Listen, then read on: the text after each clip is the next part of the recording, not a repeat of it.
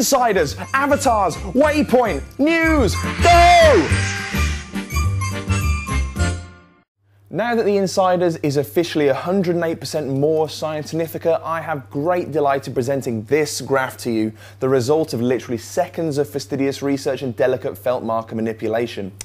So the red line you see here represents the performance of MrPointyHead's avatar over the next financial year, whereas the blue line represents the performance of James Cameron's avatar over the same period of time. As you can see, I'm on a steady decline until March, where I'll fall into receivership following a Red Bull-induced marketplace spending spree. By contrast, James Cameron's avatar looks set to make $1 bazillion and will destabilise the global economy. Why? I've no idea. Perhaps my disembodied voice does. Because you're a hateful idiot! Wow! Right, Ubisoft's first major movie tie-in is the actually not too bad once you've pumped up the brightness King Kong. James Cameron's avatar, the game, looks set to benefit from a similar level of access to the movie's source material as said game of Peter Jackson's tragic simian fable did. Set before the events of the film that hopes to do for 3D what Jurassic Park did for CG, rather than what Jaws did for seaside tourism, Avatar is a visually lush run-and-gunner with a few natty innovations. You play a signal specialist hired by the Resources Development Administration, a sinister Earth corporation that's no doubt in cahoots with Skynet and Weyland-Yutani. Your mission? To locate a sacred site that sits atop a king's ransom in the fictional and quite ludicrously named precious mineral unobtainium. The catch? The site is located somewhere on a deeply inhospitable alien planet called Pandora, not the same as Borderlands Pandora, I hasten to add, and is sacred to the Na'vi, a race of 10-foot-tall blue humanoids with a penchant for giant pointy weaponry. Like any decent evil corporation, the RDA plans to use unquestioning military grunts armed with advanced firepower to take the site by force, something your character may or may not have a problem with depending on how game for mass genocide you're feeling. Yes, it's branching character arc time, and while it might not be quite as in-depth as Fallout 3 or Fable 2, it still promises to deliver two quite different experiences. As with the movie's hero Jake Sully, your character is one of the rare few who can occupy the body of human Na'vi hybrids known as the Blue Man Group. Sorry, avatars.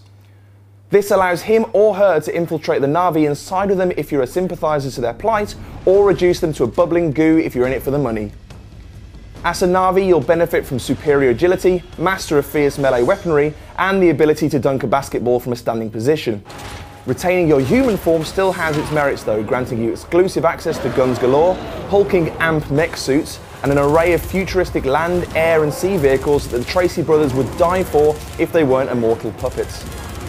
In addition, you'll pick up experience points along the way that endow you with additional skills, such as airstrikes, ground reinforcements and stealth camouflage.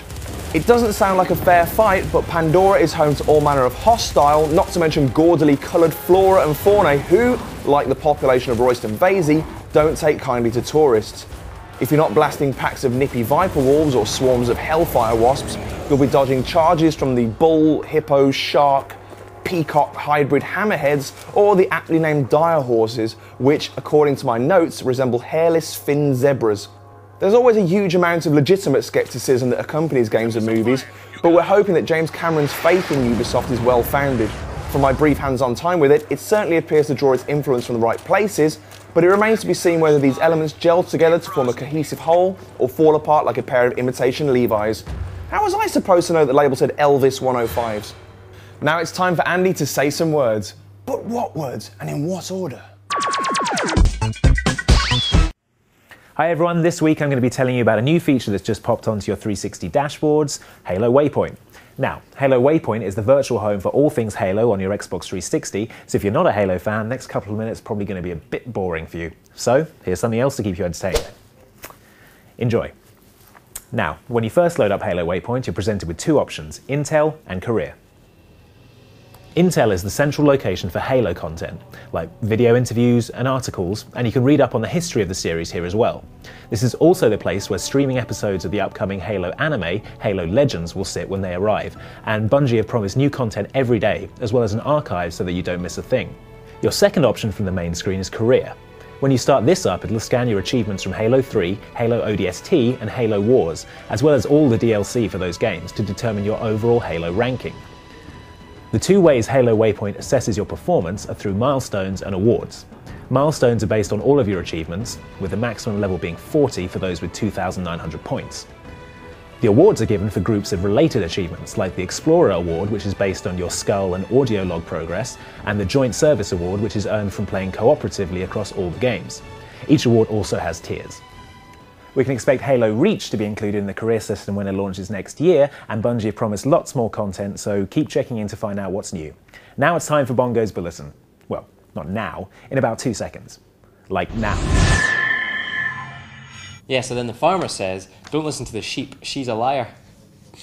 Today's headlines. Win a holiday of a lifetime for you and your mates with Xbox, Facebook and Twitter. Lips Jukebox lets you and your pals lip sync to the hits. Modern Warfare 2 is just around the corner, and 1 vs 100 is back. Sniff my hot news nuggets. That's the smell of the Bongos Bulletin.